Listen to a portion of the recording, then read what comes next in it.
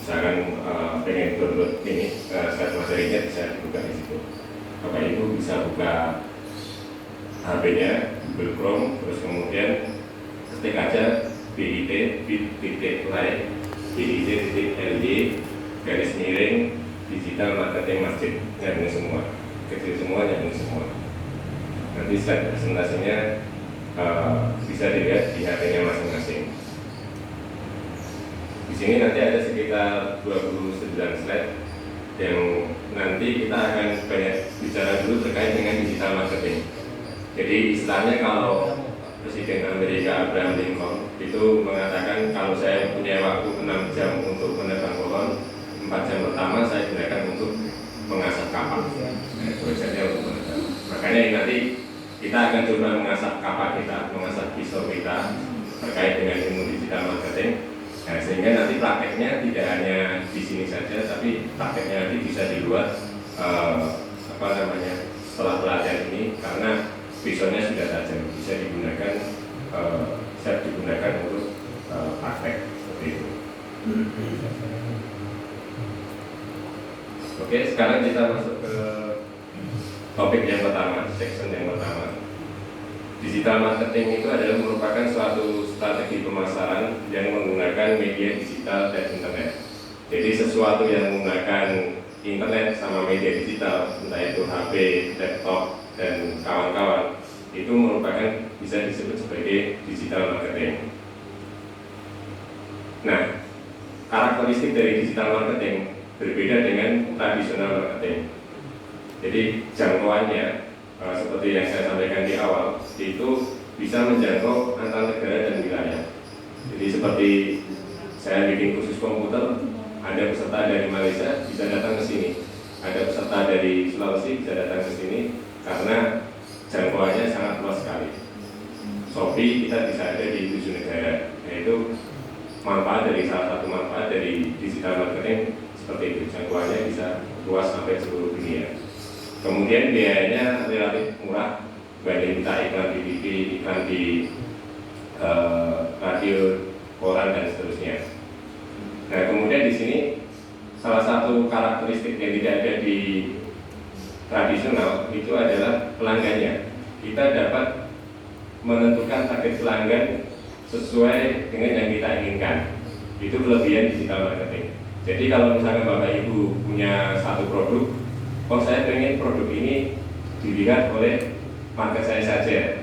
Misalkan marketnya ibu-ibu usia sekian, terus kemudian suka dengan apa, nanti produknya akan terlihat hanya orang-orang yang kita target. Dan ini pernah menjadi satu kasus besar di Amerika. Jadi tahun 2018 Donald Trump itu ketika Pilpres bisa menang, itu karena menggunakan salah satunya digital marketing.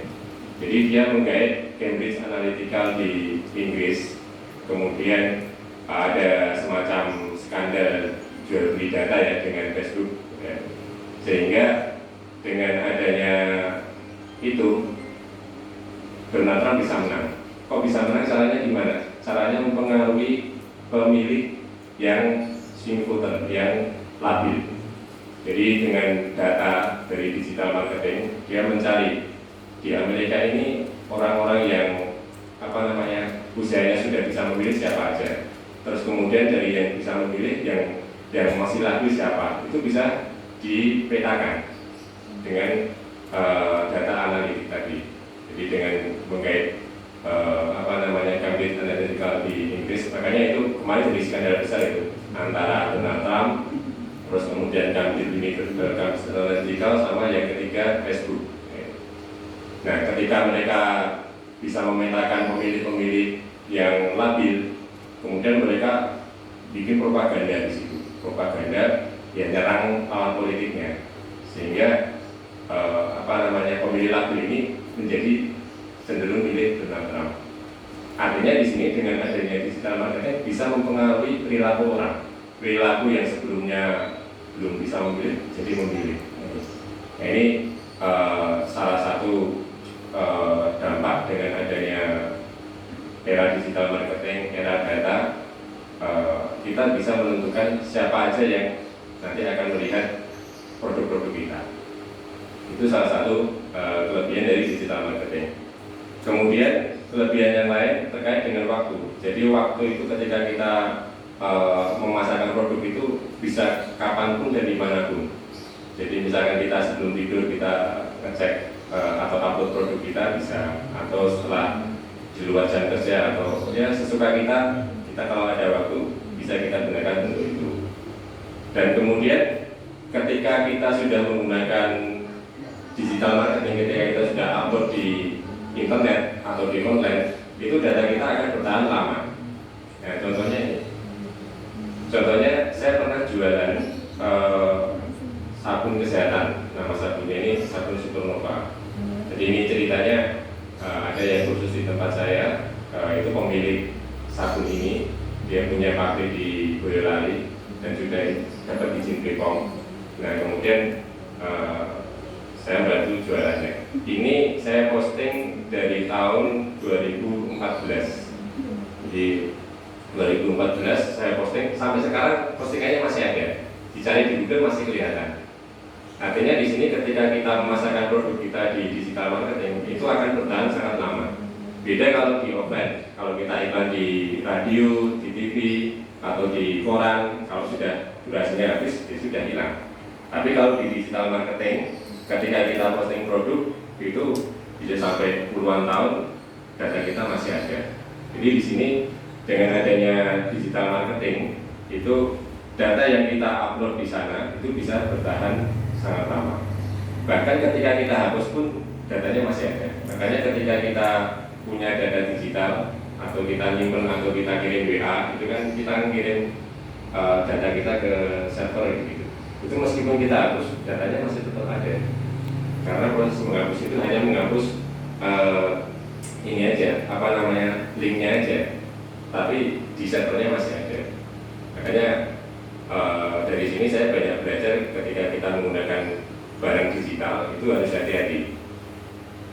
Nah, contohnya di sini saya punya namanya Google Timeline. Jadi Google Timeline itu ternyata selama ini memata-matai kegiatan saya. Jadi usaha saya di sini pun itu sama Google Timeline disimpan datanya. Saya baru tahu kemarin, ternyata selama bertahun-tahun ini saya sudah mengunjungi sekitar 1000-an tempat, gitu. Kemudian tempat yang saya kunjungi itu di mana aja itu Google tahu ternyata.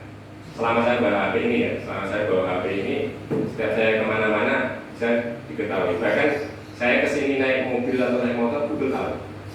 Terus lewatnya mana juga Google tahu. Artinya di sini jejak digital itu betul-betul nyata ya. Jadi sekarang kita udah nggak bisa ini lagi privasi kita seolah-olah jadi. Bahkan kemarin sempat ada kasus orang demo terus kemudian melakukan aksi anarkis, cuma dilihat dari fotonya aja sudah tahu. Oh ini, jadi di kepolisian itu ada namanya face recognition ya. Jadi dengan membaca wajah langsung dikirimkan ke KTP-nya. Oh wajah ini mirip identik dengan KTP ini. Langsung cepat ditangkap dalam hitungan menit sampai jam, langsung bisa diidentifikasi dan bisa ditangkap. Nah inilah jejak digital. Makanya dari sini saya tambah yakin nanti bahwa di akhirat itu akan adanya hisab dan seluruh amal kita itu akan dipertanggungjawabkan. Itu sangat mudah sekali. Karena di era digital aja kita ngapa-ngapain aja ada jejaknya dan itu bisa menjadi barang bukti. Apalagi nanti kalau di akhirat teknologinya pasti lebih canggih dari saat ini. Ya. Jadi saya juga kemarin sempat kaget juga dengan adanya Google Timeline ini. Oh kamu pernah mengunjungi ini, kamu ketika pas tiga lewatnya sini, mampir ke sini itu ada jejaknya di situ. Berapa jam, terus lewatnya mana itu tahu karena saya bawa HP di sini dan HP-nya itu men-tracking aktivitas saya.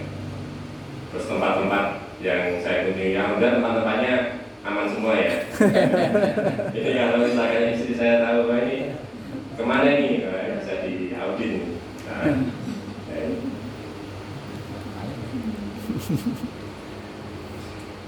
Nah, Ini tadi terkait dengan karakteristik digital marketing. Jadi digital marketing itu karakternya seperti itu. Maka di sini ketika kita mempunyai produk, maka kita bisa memasarkan produk dengan cara-cara atau sifat-sifat yang dimiliki oleh digital marketing. Maka di sini kita mengenal istilah push marketing sama pull marketing. Jadi ketika Bapak Ibu sekalian pengen belajar, aku pengen punya produk, yang produk ini pengen saya jual secara online. Mulainya dari mana? Nah, nanti kita akan bahas satu persatu itu. Nanti strateginya seperti apa? Nanti kita akan bahas. Nah, di sini kita mengenal dulu terkait dengan istilah push marketing. Jadi push marketing itu adalah model pemasaran yang berpusat untuk mendorong. Jadi kalau kayak misalkan kita di sungai, itu kita push marketing itu kayak kita jaring, atau kita bawa tombak langsung membak ikannya gitu. Itu ciri push marketing. Jadi di situ kita langsung dapat ikan kayak gitu. Kalau pull marketing itu kita kayak menyediakan jaringnya dulu. Jaringnya kita siapkan, nanti ikan-ikannya kita tunggu ikan-ikannya masuk dulu. Nah, ini juga nanti terkait dengan karakter produk kita. Karakter produk kita seperti apa? Biasanya push marketing ini cocok untuk produk yang ditawarkan. Jadi misalkan Bapak Ibu sekalian mau jual baju kayak gitu. Nah, itu bagusnya pakai push marketing karena saingannya banyak kayak gitu. Tapi kalau Bapak Ibu punya produk misalkan servis AC gitu, nah itu cocoknya pull marketing. Pull marketing itu kita punya jaring yang banyak di beberapa tempat. Nah, terus kemudian nanti orang banyak masuk ke jaring kita sehingga kita bisa panen di situ. Jadi karakter produk kita juga mempengaruhi cara marketingnya. Jadi setiap produk itu cara marketingnya beda-beda. Jadi misalnya Bapak Ibu punya barang elektronik, misalkan mau jualan di marketplace, itu paling cocok di Tokopedia. Tapi kalau Bapak Ibu punya barang yang retail, misalkan kayak ATK, itu paling cocok di Shopee. Jadi masing-masing marketplace itu punya karakter sendiri-sendiri. Shopee itu karakternya seperti ini, Tokopedia karakternya seperti ini, Bukalapak karakternya seperti ini. Jadi nggak bisa di semua channel kita bisa jualan. Nah, makanya di sini kita perlu tahu ilmunya ini kan supaya ketika kita aku mau jualan online itu kita tahu saya harus bagaimana, mulai dari mana, terus masuknya di mana. Nah, itu perlu ada ilmu. Nah, biasanya kan kadang orang ini saya sudah jualan online, barangnya sudah saya upload, tapi kok sampai sekarang nggak laku-laku. Nah, itu mungkin karena pisaunya belum tajam. Nah, makanya di sini hari ini kita coba belajar untuk mengajarkan pisau sehingga ketika kita jualan di online kita bisa tepat sasaran. Jadi di sini kalau untuk barang-barang yang sifatnya dibutuhkan itu cocoknya pakai pull marketing. Seperti yang tadi kita punya jasa servis AC, terus misalkan kita punya produk yang harganya mahal di atas 1 juta itu cocoknya pakai pull marketing. Misalkan kita jualan mobil atau jualan motor, ya itu cocoknya menggunakan pull marketing. Pull marketing itu salah satu cirinya kita bikin web. Nah, bagus mana antara push marketing dengan pull marketing? Ya semuanya bagus. Kalau bisa kita punya dua-duanya ini. Jadi kadang kita menggunakan push, kadang kita menggunakan pull. Nah, seperti yang saya contohkan di slide sebelumnya, saya bikin sabun Supernova itu ketika tahun 2014 itu saya hanya ini fokus di situ selama 1 minggu. Jadi selama 1 minggu itu saya bikin web, terus kemudian saya posting di forum-forum. 2014 itu Shopee belum masuk ya, Shopee masuk itu 2015. Tokopedia sudah ada, Bukalapak sudah ada, tapi belum seramai itu. Jadi yang ramai pada waktu itu forum-forum seperti Kaskus kayak gitu. Saya posting di semua tempat itu. Jadi selama 1 minggu saya meninggalkan jejak di banyak tempat, di Detik, di Republika, di Kompas, di Kaskus. Kemudian saya bikin blog banyak sekali. Saya bikin jaring-jaring yang banyak sekali. Nah, setelah 1 minggu saya menggunakan pull marketing ya. Saya masang jaring di mana-mana. Setelah 1 minggu saya biarkan aja. Setelah itu berjarak selama 1 bulan itu order mulai masuk. Order mulai masuk sampai sekarang. Ya, jadi saya cuma optimasi selama 1 minggu. 1 minggu saya bikin banyak jaring. Nah, sampai sekarang alhamdulillah masih ada orderan. Padahal ini sabunnya mahal. Sabunnya itu 1 lusin itu 120.000, satu sabun itu 10.000, tapi banyak pembeli. Saya punya pelanggan juga dari Wonogiri, daerah mana itu Bulu Kerto. Harganya 15 Pak, malam Sini. Kayak 15 kan, ya. Kalau saya jualnya 10.000, makanya. Saya langsung Bu. Soalnya saya langsung ini dari yang punya dapat harga spesial, karena yang punya pernah kursus pemrograman ke tempat kami, sehingga saya dapat privilege, dapat harga yang lebih murah.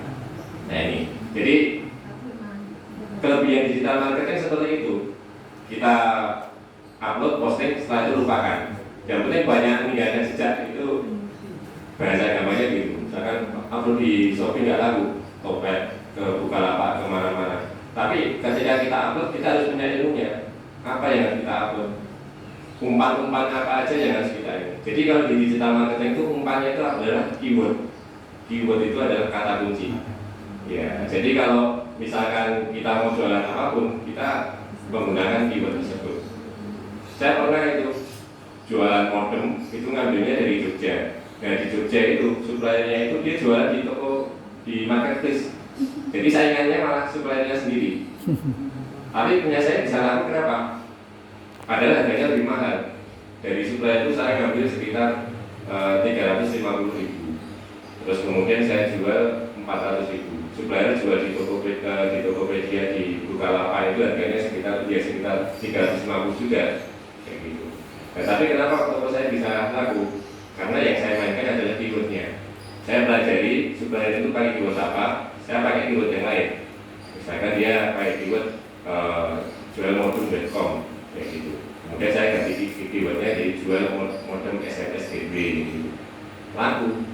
Terus kemudian yang kedua, strategi yang kedua, lokasinya saya titik di Solo, gitu. Kalau orang Solo mau beli ke Jogja kan dia butuh ongkos kirim sama ini, harganya jadi mahal. Kalau ke tempat saya lebih murah, bahkan bisa COD. Nah, jadi ini ketika kita memahami karakter digital marketing, ketika kita upload produk, kita nggak asal upload. Sebelumnya kita akan melakukan riset keyword yang paling utama, seperti itu. Terus kemudian strateginya kita bisa pakai full marketing, bisa pakai push marketing. Nah, selain jenis marketing yang nanti akan menentukan produk kita juga perlu tahu tentang traffic. Traffic ini ada banyak jenisnya. Jadi di sini ada organic traffic, kemudian ada direct traffic, referral, paid, sosial, web traffic. Organic traffic itu adalah orang menemukan produk kita lewat Google. Nah, jadi misalkan ketika kita orang nyari sabun Supernova, bagaimana supaya bisa ketemu web kita, bagaimana bisa ketemu pasar lapak kita. Nah, itu ada ilmunya juga. Ada organic traffic. Jadi organic traffic itu traffic yang berasal dari search engine seperti Google, Bing, dan seterusnya.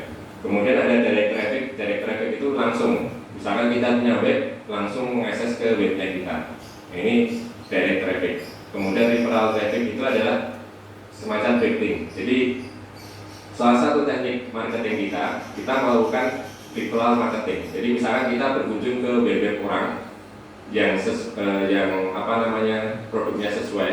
Nah, itu kita komen di situ, kemudian kita tinggalkan link di situ. Itu bisa jadi referral kita.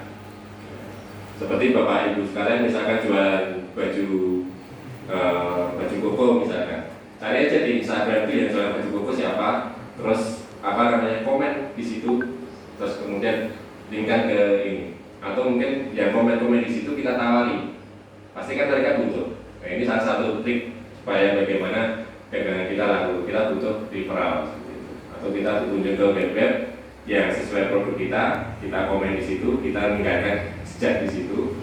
Nah, biasanya seperti itu. Nah, ini referral traffic. Kemudian kalau paid traffic itu traffic yang berbayar. Jadi kita bayar iklan di Facebook, kita bayar iklan di Google, sehingga traffic kita bisa ini. Jadi seperti tadi, kalau misalkan Bapak Ibu pengen jualannya cepat laku, pakailah push marketing dengan paid traffic. Push marketing itu bikin promo, kemudian bayar iklan di situ. Itu akan cepat sekali. Banyak orang melakukan seperti itu. Jadi modalnya misalkan untuk iklan 10 juta, bahkan ada yang dari influencer. Influencer itu dia punya follower banyak, kita bayar influencer tersebut terus untuk mengiklankan produk kita. Jadi model-model marketing di digital itu banyak sekali variannya. Nah, di sini kita pelajari dulu karakter-karakter digital marketing seperti apa. Kemudian selain paid traffic ada sosial media. Jadi traffic kita berasal dari Instagram, dari Instagram, Facebook.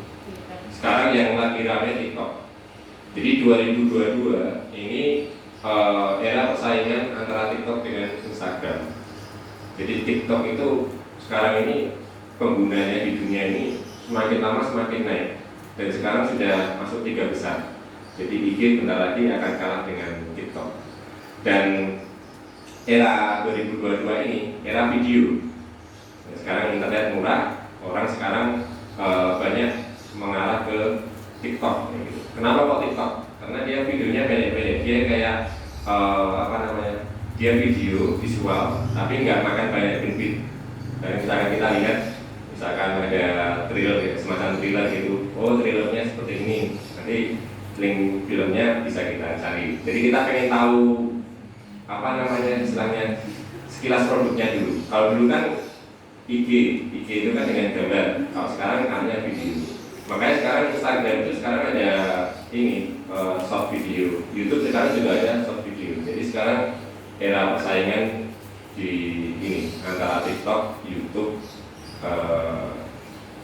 IG. Nah, jadi kalau misalnya kita bisa lihat tren, maka nanti channel-channel yang tepat untuk produk saya di mana, nah, nanti kita akan bisa tahu dari situ. Jadi masing-masing channel itu mempunyai karakter sendiri-sendiri. Kemudian yang terakhir adalah good traffic. Good traffic itu adalah traffic dari Google. Jadi Google itu setiap hari itu selalu berkunjung ke web siapapun, sehingga nanti di search engine bisa dicari. Nah, nanti Google begitu dia keliling ke semua web yang ada di dunia, terus dia akan menyingkat kita di pencariannya.